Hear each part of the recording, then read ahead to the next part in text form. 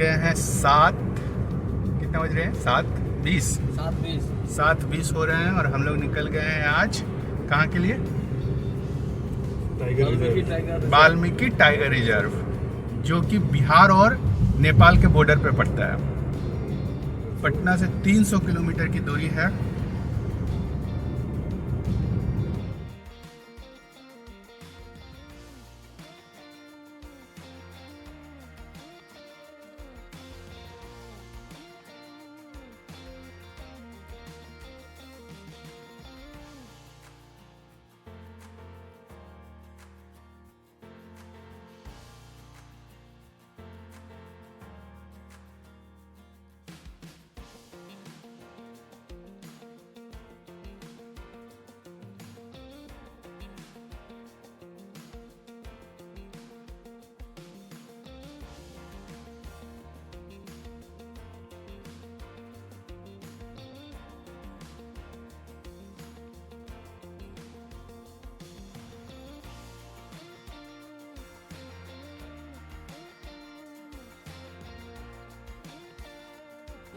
हम लोग पटना से निकल गए हैं, भगवानपुर के पास पहुंचने वाले हैं।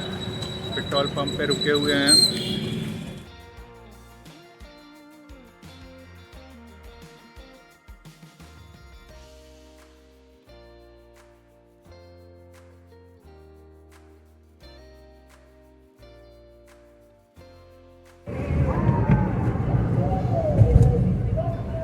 हम लोग हाजीपुर टोल प्लाजा पहुंचने वाले हैं। गर्मी बहुत है। सुबह 7 बजे हम लोग निकले थे, 7:30 में, और अभी बज रहा है, कितने बज रहे हैं? 8:30। 1 घंटा ऑलमोस्ट हो गया है। 8 घंटे लगभग लगेंगे हम लोग को वाल्मीकि टाइगर रिजर्व। और ये ना बहुत कम मालूम है कि बिहार में भी ऐसा कोई जगह है। साहू मिष्ठान भंडार बहुत ही फेमस दुकान है, काला जामुन और यहाँ अपना तंदूरी चाय जो कि तंदूर से बनता है, बहुत ही अच्छा लगता है। चलिए पीते हैं तंदूरी चाय। चाय कैसे बनता है?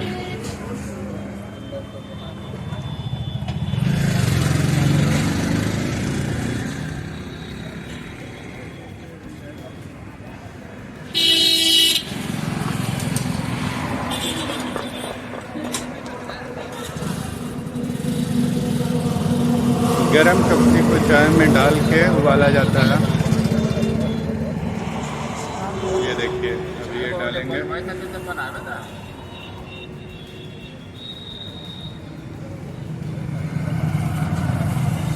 ये है इनका तंदूरी चाय भगवानपुर।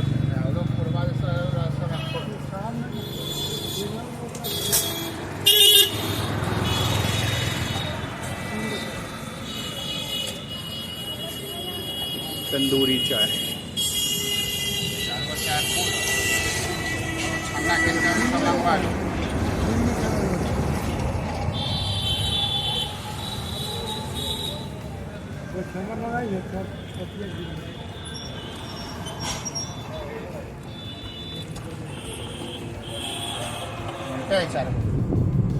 हम लोग आ गए अब NH-27 मुजफ्फरपुर टू बेतिया। ये वाली रास्ता चले जाएगी दरभंगा, मधुबनी, झंझारपुर। और ये हमारे धर्म जी हैं जो चला रहे हैं। कुछ बोलना चाहेंगे आप? बिल्कुल बोलना चाहेंगे। जैसे हम हाईवे में आ गए हैं, स्ट्रेट हाईवे है बिल्कुल। अभी हमें बिल्कुल NH-27 150 किलोमीटर से आगे जाएगा। तो बिल्कुल स्मूथ अच्छी सड़क बना रखी है गवर्नमेंट ने। 150 किलोमीटर हमें कोई तकलीफ नहीं है जाने में, बिल्कुल स्ट्रेट हाईवे है। उसके बाद बेतिया आएगा और उसके बाद फिर हमारा फॉरेस्ट वाला एरिया स्टार्ट हो जाएगा। लास्ट के 100 मीटर्स जहाँ पे हम जा रहे हैं। 3 लोग हम लोग हैं, मैं, धर्म जी और बुजुर्ग भाव। सड़क बहुत अच्छी है यहाँ की। ये NH का दूसरा टोल प्लाजा अभी हमने क्रॉस किया है और यहाँ पे एक बहुत अच्छा NHI में सुधा का एक बूथ लगाया हुआ है जहाँ से खाने पीने का काफ़ी आइटम मिल रहा है, देख सकते हैं। हाईवे नेक्स्ट करके सुधा हाईवे नेक्स्ट खाने पीने का सब कुछ मिल रहा है यहाँ पे। तो अगर आप चाहे तो यहाँ पे भी रुक के खा पी सकते हैं। चलिए फिर आगे चलते हैं। बहुत अभी तो 100 किलोमीटर हम लोगों ने तय किया है, अभी 200 किलोमीटर और आगे बढ़ना है। 100 नहीं, लगभग 150 किलोमीटर आ गए हैं और 150 किलोमीटर और बाकी है। तो चलते हैं आगे, बताता रहूँगा आपको। मोतिहारी पहुँच गए हम लोग।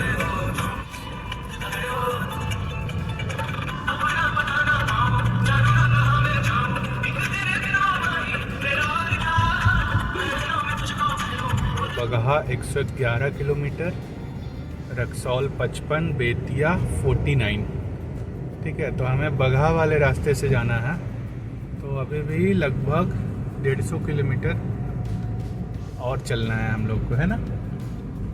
और अभी हम लोग NH 28A पे आ गए हैं। 27 पे पहले चल रहे थे, अभी 28 पे आ गए हैं। और मोतिहारी वही जगह है जहाँ से गांधी जी ने चंपारण आंदोलन शुरू किया था। ये देखिए, गांधी के नाम पे है, बहुत कुछ है, गांधी संग्रहालय, गांधी आश्रम। तो बहुत ही गांधी मैदान हिस्ट्री से जुड़ा हुआ जगह है। चर्च का पार्क।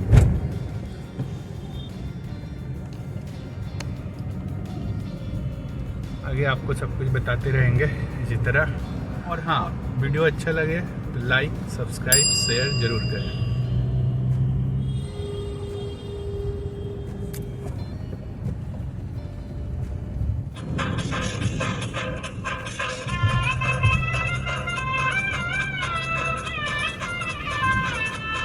मोतिहारी से बेतिया तक लौड़िया जगह पे हम आ गए हैं और यहाँ पे हम खाना खाने के लिए रुके हैं। याराना मीट हाउस। ये आ गया मीट चावल।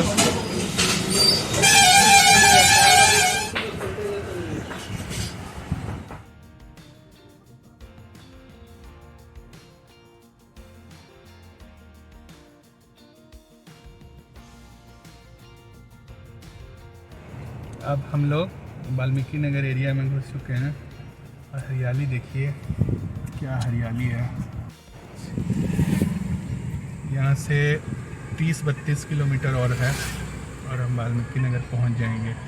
बहुत एक्साइटेड है और शानदार मौसम लग रहा है, चारों तरफ पेड़ ही पेड़ वगैरह, ग्रीनरी लग रही है। ऑक्सीजन का बहुत मात्रा अधिक है यहाँ पे और कमी नहीं है। हाँ, और ऐसा लग रहा है कि हम एक नेचुरल ब्यूटी, सुकून मिल रहा है इसको। बढ़िया व्यू देख सकते हैं आप, सामने से एकदम सड़क सीधी नजर आ रही है, चारों तरफ पेड़ घिरे हुए हैं और कुछ लग रहा है कि नेचुरल ब्यूटी है।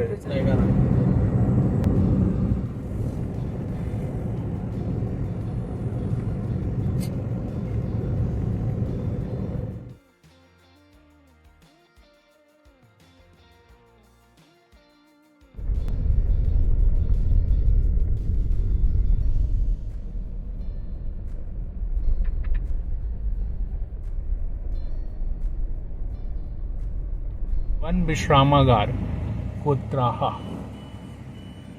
भाई साहब बिल्कुल जंगल में घुस गए हैं। माय गॉड, मक्खी पालन हो रहा है, मैं दिखाता हूँ आपको।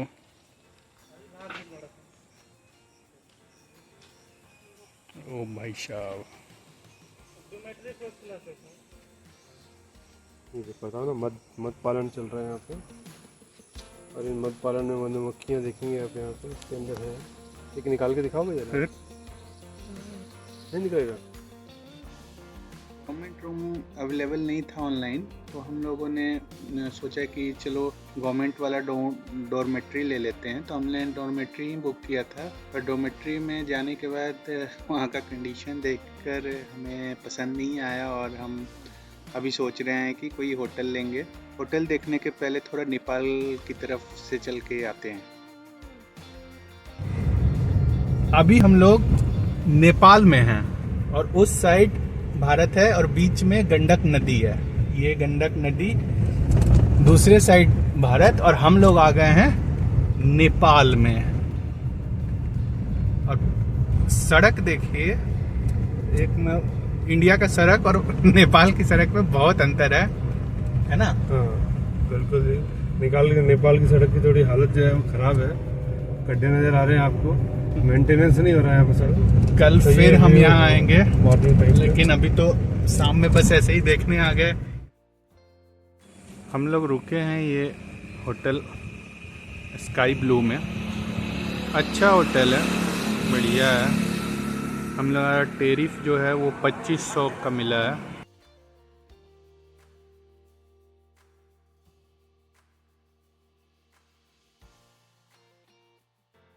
रूम अच्छा है, अभी मैं आपको रूम भी दिखाता हूँ।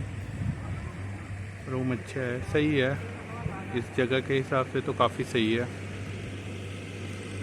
चलिए फिर रूम दिखाता हूँ आपको।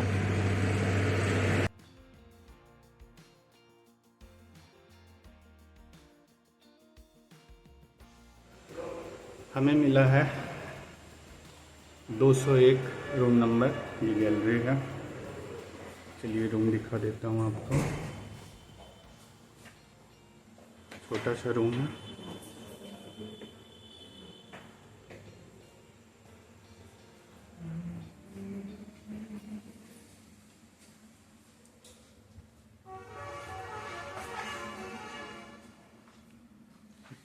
ये एक डबल बेड है, पानी की बोतल, टॉवल, अलमीरा, और इधर क्या है, अच्छा बालकोनी,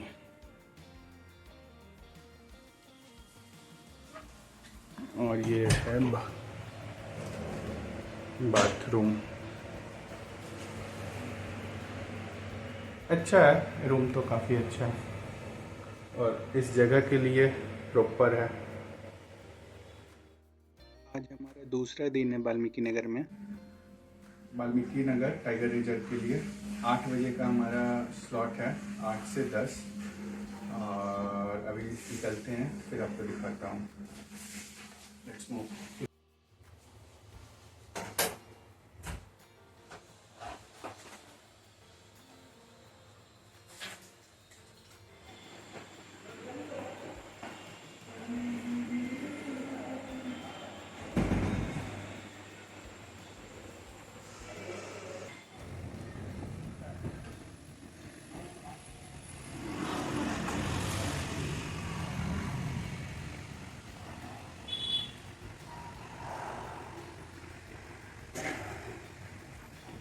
अभी हम जा रहे हैं सफारी पॉइंट पे, और उसके बाद हमारा प्लान है कि सफारी के बाद हम नाश्ता करके उसके बाद हम नेपाल की तरफ निकलेंगे।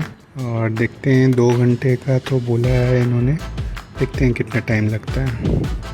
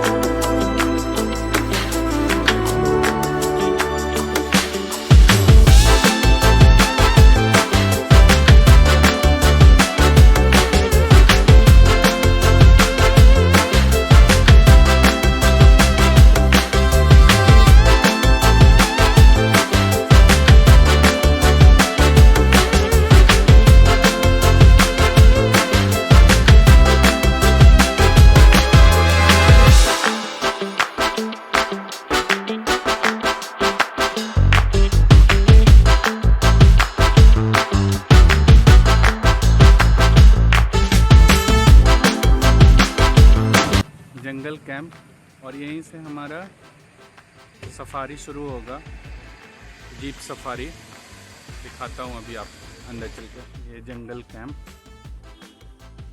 यहाँ रहने का भी है सुविधा, काफ़ी कुछ है यहाँ पे।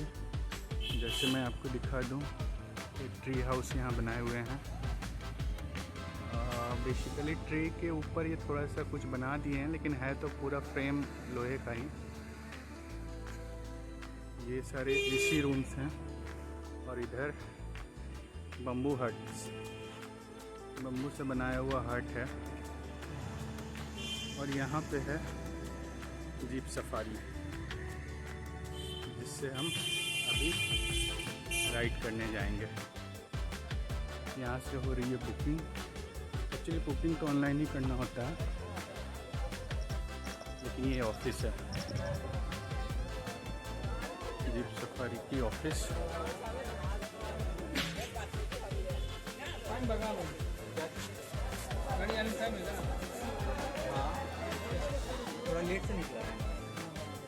ये गाड़ी हमें अलॉट हुई है 5 नंबर वाली, बड़ी गाड़ी है।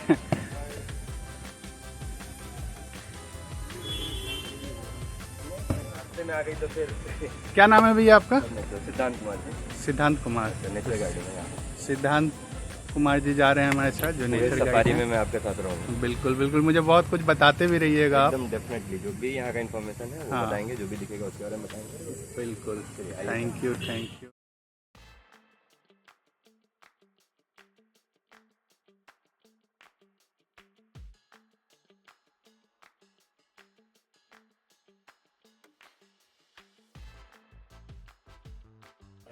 जटा संकट चेक नाका, वाल्मीकि नगर में आपका स्वागत है।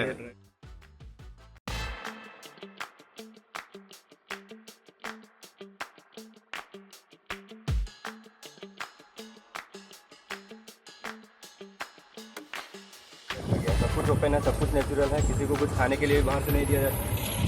साथ ही साथ ये नेपाल के चितवन जंगल से कनेक्टेड है, लैंड टू लैंड।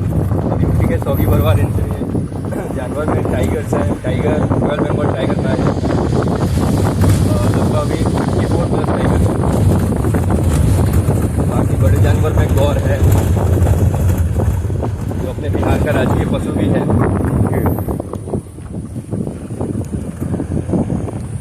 रास्ते दोनों साइड पे ध्यान से देखते हुए चलना है।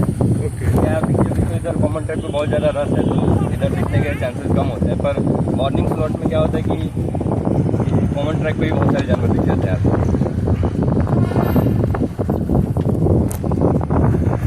तो अभी हमारा सफारी स्टार्ट हो चुका है। सफारी स्टार्ट हो चुका है, बस सफारी ट्रैक में एंटर करना बाकी है। जंगल में एंटर कर चुके हैं। कई बार क्या होता है कि पेड़ गिरने की वजह से बहुत बढ़िया भाई। ऑफ रोडिंग भी करना पड़ता है। ट्रैक बने हैं, उन ट्रैक्स को छोड़ के जंगल से निकलना पड़ता है।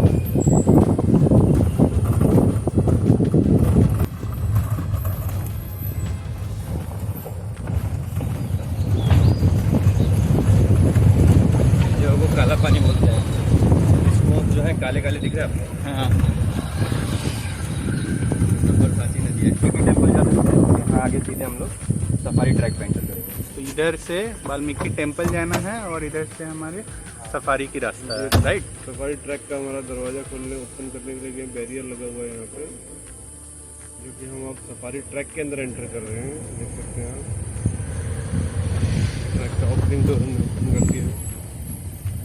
और ये गाड़ी हमारी स्टार्ट हो गई है, बहुत बढ़िया है। और भाई साहब, ओपन जीप में ना मज़ा ही अलग है। ओपन से ही होता है बड़ी वाली जीप है। यहाँ से हम लोग सफारी ट्रैक में एंटर हो चुके हैं, जो 25 किलोमीटर का है। तो इसको कवर करते हुए हम लोग चलेंगे। और यहाँ सफारी ट्रैक में आने के लिए 2 एंट्री पॉइंट हैं। तो इस वाले एंट्री पॉइंट से एंटर किया तो दूसरे वाले से एग्जिट हो जाएंगे, वापस घूम के नहीं आते।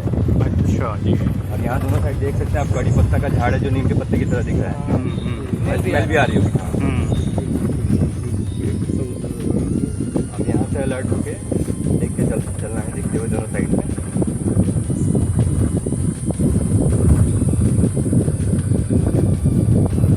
जानवर जो यहाँ पे रहते हैं तो खाने पीने का और ये फॉरेस्ट जो है बिल्कुल नेचुरल है। जब फूड चेन मेंटेन है वो एक दूसरे पे डिपेंडेंट होता है सिस्टम। हाँ वैसे बना है।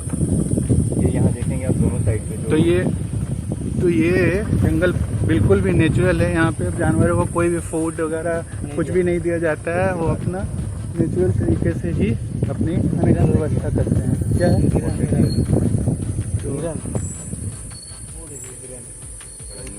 करके देखना पड़ेगा। बकरी की तरह छोटा सा हिरन थोड़ा दूर पे मोर भी है वहाँ आगे कहाँ पे राइट हैंड साइड पे वहाँ पे। झाड़ियों में बैठे हों या फिर खड़े भी हों तो वो दिखते नहीं है, कैमफ्लाई हो जाते हैं। तो इसीलिए ये ट्रैक के दोनों साइड आप देख रहे होंगे कि जो ऊंची झाड़ियाँ हैं उनको काट के दूर दूर तक कर दिया गया। तो इसको बनाया जाता है, व्यू पॉइंट बोलते हैं। दोनों साइड पे 20-30 मीटर का ये जो झाड़ियों से डिस्टेंस दिख रहा है इसको बनाया जाता है। इसका बेनिफिट क्या होता है कि ये देखिए जैसे ये डियर आया था यहाँ घास खाने, तो कई बार इनके पीछे पीछे मांसाहारी जानवर भी आ जाते हैं जैसे टाइगर, लेपर्ड। तो एक तो क्या होता है कि सेफ्टी डिस्टेंस मेंटेन रहता है और दूसरी बात ये होती है कि साइटिंग अच्छे से हो जाती है। ये कोई भी जानवर अगर इससे होगा तो हमें आसानी से दिख जाएगी। तो इसी पर्पज से इसको बनाया मेंटेन किया जाता है। पिकॉक पीकॉक का फोटो एक सेकंड ये सब फेदर्स गिरने वाले होते हैं वो आना शुरू हो रहे हैं। ये भी लंबा वाला फेदर जो होता है पीछे चलने पे जो सूखी टहनियाँ होती हैं उनसे उनके और जो पंजे होते हैं उनके कटने का डर होता है। तो इसलिए वो एक जगह से दूसरी जगह मूव करने पे ऐसे ट्रैक जो बालू वाला रास्ता होता है उसी को प्रेफर करता है। तो इस कारण से इसीलिए कई बार जो ये है ट्रैक पे उसके पग मार्क दिख जाते हैं तो उससे उसका मूवमेंट भी ट्रैक हो जाता है। और यहाँ पे जानवर तो बहुत सारे हैं, टाइगर है, लेपर्ड है, एशियन हाइना है। लेपर्ड भी है ना? हाँ लेपर्ड भी वो तो पेड़ में रहता है। पेड़ पे चढ़ जाता है वो अपना शिकार लेके, क्योंकि उसको अपना शिकार प्रोटेक्ट करना होता है। नॉर्मली वो पेड़ पे रहता है क्या? क्या नॉर्मली पेड़ पे रहता है? नहीं, नॉर्मली नहीं रहता। वो शिकार जब करेगा तो पेड़ पे लेके चढ़ जाएगा। बैठता बैठता भी पेड़ पे, दोनों जगह रहता है। गौर है, वाइल्ड डॉग है। वाइल्ड डॉग भी बहुत खतरनाक होते हैं, वो जिंदा नोच के खाने लगते हैं। वो पूरा स्ट्रेटजी बना के शिकार करते हैं। ये इन सब की साइटिंग थोड़ी रेयर होती है और इन सब में काउंटिंग जो है सिर्फ टाइगर की होती है। टाइगर अभी 54+ है और टाइगर काउंटिंग कैसे होता है? हाँ, टाइगर की काउंटिंग जो करने का तरीका है वो साल में मतलब जैसे टाइगर ट्रैकर्स रखे हुए हैं जंगल में, तो वो लोग उनके फुटप्रिंट वगैरह से उनके जो किल होते हैं वो उनको छिपा के रखते हैं। वो उन सब को देख के उनके मूवमेंट को ट्रैक सामने कुछ चल रखा है वो ये है लंगूर।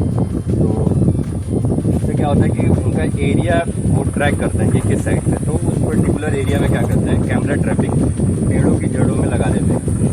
उसके बाद वो जब भी मतलब उसमें मोशन डिटेक्टर कैमरा होता है, जब भी टाइगर वहाँ से गुजरेगा तो उसका फोटो क्लिक कर लेगा। तो क्या होता है कि कई बार हो सकता है कि एक ही टाइगर बार बार वहाँ से गुजर जा रहा हो, तो इस कारण से मतलब उसे पता लगाना मुश्किल होता है। तो टाइगर्स में एक यूनिकनेस होती है, ये सब लंगूर है। तो टाइगर में क्या यूनिकनेस होती है कि जैसे हम सभी इंसानों में सभी के फिंगरप्रिंट जो हाथ के वो अलग अलग होते हैं, तो टाइगर की शरीर की धारियाँ जो होती हैं वो भी सबकी डिफरेंट होती हैं। तो साल भर में जितना भी फोटो कलेक्ट होता है तो उसको देहरादून भेजते हैं। वहाँ जो टाइगर एक्सपर्ट्स हैं वो हर 4 साल में टाइगर्स की काउंटिंग को रिलीज करते हैं। तो इस तरह से टाइगर की काउंटिंग वहाँ से रिपोर्ट आता है कि ऑफिशियल डिफ्रेंशिएट करने का तरीका उनके धारियों की पहचान ही है। बाकी किसी तरीके से अब बाहर जैसे दूसरे टाइगर रिजर्व हैं वहाँ पे वो ये क्या बोलते हैं कॉलर आईडी वगैरह ट्रैकिंग डिवाइस वगैरह लगा देते हैं, तो उन लोगों ने नाम रख दिया तो उस हिसाब से उसको पहचान पाते हैं। यहाँ पे ऐसा कुछ नहीं है, बिल्कुल भी नेचुरल है, किसी को कहीं ट्रैक करके नहीं रखा गया, बस उनके मूवमेंट वगैरह को ट्रैक करते हैं। ऐसे ही दोनों साइड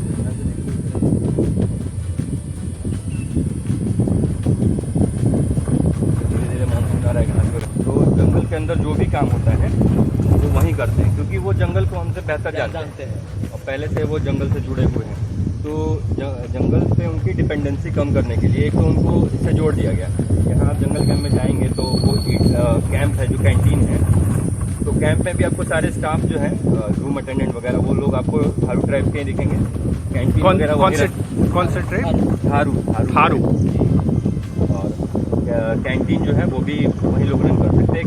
उनकी समिति बनती है इको विकास समिति EDC, तो वो लोग मिलकर अपना एक वो अध्यक्ष चुनते हैं, वो वहीं एक रेंज में सारे काम को देखता है। तो ये ट्रैक मेंटेनेंस का काम भी वहीं करते हैं, जो झाड़ियों को काटना, ये ट्रैक बनाना, टाइगर ट्रैकर्स का काम करना। तो तो जंगल में पेट्रोलिंग का काम करना है, ये सारे ज़्यादातर काम वही लोग करते हैं। जंगल में वो खुली में तो घूमते हैं रहते हैं। अगर कभी रूट बना के उनको आइडिया है ना। कभी टाइगर पब्लिक एरिया में अगर आ जाए तो क्या करना? टाइगर सर वो पब्लिक एरिया में जाता ही नहीं, क्योंकि वो भी नहीं चाहता मेरा एनकाउंटर, वो बहुत साय एनिमल होता है, छिप के रहना पसंद करता है। उसका जो फूड है वो है सांबर डियर, पूरे एशिया में सबसे बड़ा डियर स्पीसीज है, तो वो प्रचुर मात्रा में यहाँ उपलब्ध है। तो उसको कोई वो नहीं है कि ये जब टाइगर जो है उधर जो रिहायशी इलाकों में जाता है, उसका ये होता है कि जैसे एक टाइगर होता है वो अपना इलाका बनाता है, जो 25 से 30 किलोमीटर का होता है। तो उस इलाके में एक मेल टाइगर अकेला ही रहेगा, दूसरा मेल टाइगर उसके साथ नहीं रह सकता, फीमेल टाइगर दो रह सकती है। तो टाइगर अपने एरिया को लेकर इतना एग्रेसिव होता है कि अगर उसका बच्चा मेल पैदा हो जाए तो वो उसको भी मार देता है। लेकिन टाइग्रेस तो माँ होती है, तो वो क्या करती है, जब ब्रीडिंग का टाइम होता है, बच्चे देने का टाइम होता है, तो वो टाइगर के इलाके से दूर रिहायशी इलाकों के आसपास या फिर मतलब उससे दूर चली जाती है। तो वो अपने बच्चे को 2.5 से 3 साल तक अपने साथ रखती है। फिर जो बच्चा धीरे धीरे बड़ा होने लगता है, तो उसके बाद अब वो उस समय कमज़ोर होता है, वो जंगल के अंदर आके अपना इलाका नहीं बना सकता है, तो मर जाएगा। तो वहीं वो रिहायशी इलाकों में जो मवेशी होते हैं, गाय बकरियाँ, इनका शिकार उस टाइम वो करता है। तो टाइगर मैन ईटर होने का भी वही कारण होता है। एक तो अगर टाइगर बूढ़ा हो जाए, उसके कैनाइन्स गिर जाए, झड़ जाए, तो उस समय वो ईजी हंट ढूंढता है, जो आसानी से वो शिकार हो जाए। तो इंसान से ज़्यादा वो आसान शिकार होता नहीं है, तो उस समय मैन ईटर होता है। दूसरा केस ये होता है कि आसपास जब गांव वाले घास काटने अपने मवेशी के लिए आते हैं, तो वो झुकते हैं, तो उसको लगता है कोई जानवर ही है, तभी वो अटैक कर देता है। और एक बार वो चार्ज कर दिया, आदमी का ब्लड पी लिया, तो फिर वो नशा सा हो जाता है उसको, तो फिर वो वहीं को ढूंढता है। तो ऐसे कितने निकले हैं? ऐसे निकले कुछ ज़्यादा? अभी 2 साल पहले एक टाइगर मैन ईटर हुआ था, उसने 12-13 लोगों को मार दिया था। टाइगर को जो है 7 खून माफ होता है, पहले उसको ट्रैकुलाइज करके पकड़ने की कोशिश की जाती है, ताकि उसको रेस्क्यू करके चिड़ियाघर में भेज दिया जाए। और लेकिन वो कंट्रोल में नहीं आ रहा था, वो पकड़ा ही नहीं जा रहा था, तब जाके लास्ट में उसको प्रूव करना पड़ा है। 12 या 13। हाँ चलो। और ये नदी गुजरी है यहाँ से, सोनभद्र नदी। अपनी जो गंडक नदी है वो 3 नदियों का संगम है। ये सोनभद्र और तमसा और नेपाल से नारायणी नदी आती है, गंडक नदी बनी हुई है। तो इससे ये नदी है। ग्रासलैंड देखिए कितना प्यारा हो रहा है। अभी कुछ दिन पहले तो एकदम सूखा पतझड़ था, तो बहुत हरियाली हो गई। ये बैरिकेडिंग जो देख रहे हैं, ये एक तरह से एनिमल ट्रीटमेंट सेक्टर है। एक राइनो का बच्चा, राइनो एक्चुअली हमारे जंगल में नहीं पाया जाता, पर नेपाल के चितवन से सटे होने के कारण उधर से वो चले आते हैं। तो बाढ़ के टाइम पे एक राइनो का बच्चा बह के आ गया था, तो वो बहुत घायल हो चुका था, ये बहुत बीमार था। तो उसका इसमें रख के उसका ट्रीटमेंट किया गया, लगभग 2 साल तक उसका ट्रीटमेंट चला। उसका नाम भी रखे थे प्रिंस। अभी वो पटना चिड़ियाघर में उसको शिफ्ट कर दिया गया, क्योंकि वो इतने दिनों से यहाँ पे था, लोगों से घुल मिल गया था, हैबिचुअल हो गया था, बचपन से ही था। तो उसका बिहेवियर थोड़ा वो जंगल में सर्वाइव करना उसके लिए मुश्किल था, इसीलिए चिड़ियाघर में भेज दिया।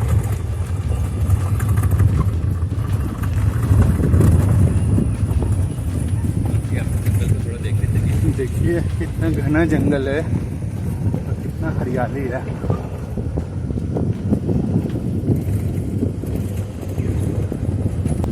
कितना किलोमीटर का जंगल है वैसे?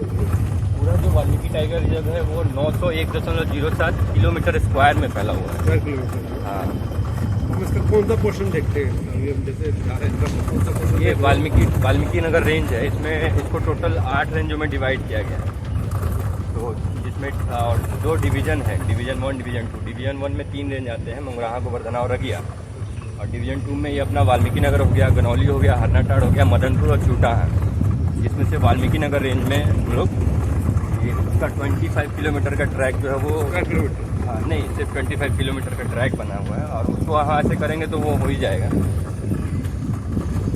तो मतलब बहुत वो लगभग इस पूरे एरिए का 0.1% कह सकते हैं, ऐसे 2% पूरे टाइगर रिजर्व का उतना ही कवर करना है।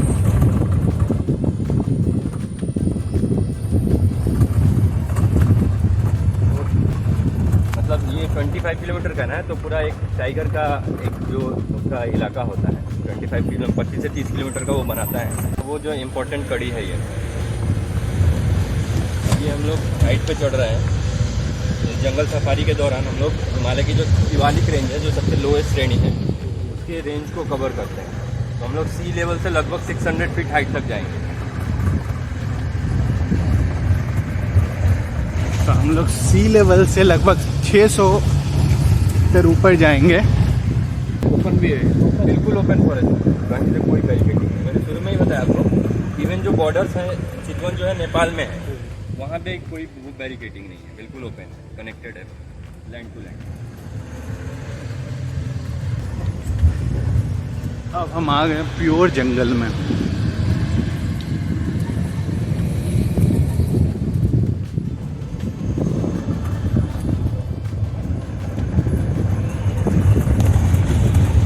सावे ग्रास से, वही ग्रास भी बोलते हैं इसको। अच्छा, पहले इसका रस्सी बना के इसका खाट बनाने में यूज करते थे। खटिया जो हाँ, इसी ग्रास में कहीं कहीं पे आपको लेमन ग्रास भी दिख जाएगा। लेमन ग्रास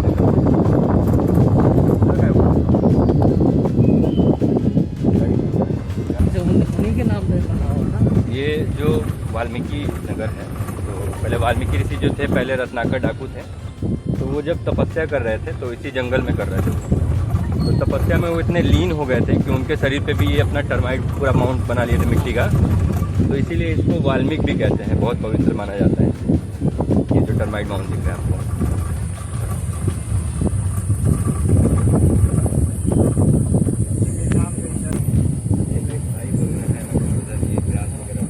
लेपर्ड अगर यहाँ बैठ जाए जमीन पे तो वो दिखेगा। जंगल में आपको दिख नहीं रहा, इसका मतलब ये नहीं कि नहीं है। ये एक्चुअली क्या है ना कि सब ये ट्रैक जो बना होता है, इस पर गाड़ियों का आना जाना रस वगैरह अपना ज़्यादा होता है। और पता लग जाता है पहले से कि ये दूर रहते हैं वो लोग। मॉर्निंग के टाइम पे जो एकदम सुबह 6 बजे वाला स्लॉट होता है, या फिर शाम में जो 4:30 बजे वाला स्लॉट होता है, तो उस समय उनको निकलना ही पड़ता है, क्योंकि उस समय उनको खाना खाने की मतलब नाश्ता, वो घास वगैरह चरने के घास की तलाश में वो इधर उधर भटकते रहते हैं। कहाँ से बहुत खतरनाक है। तो उस समय वो दिख जाता है।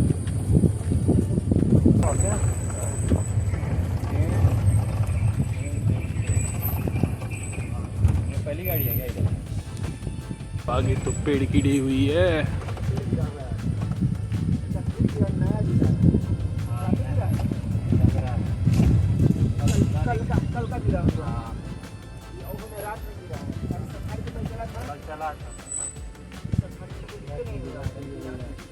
ये हम लोग दूसरा ट्रैक करते हैं।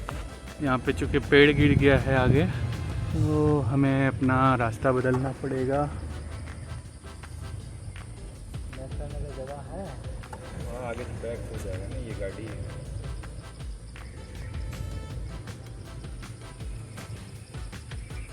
चलो मैंने बहुत जगह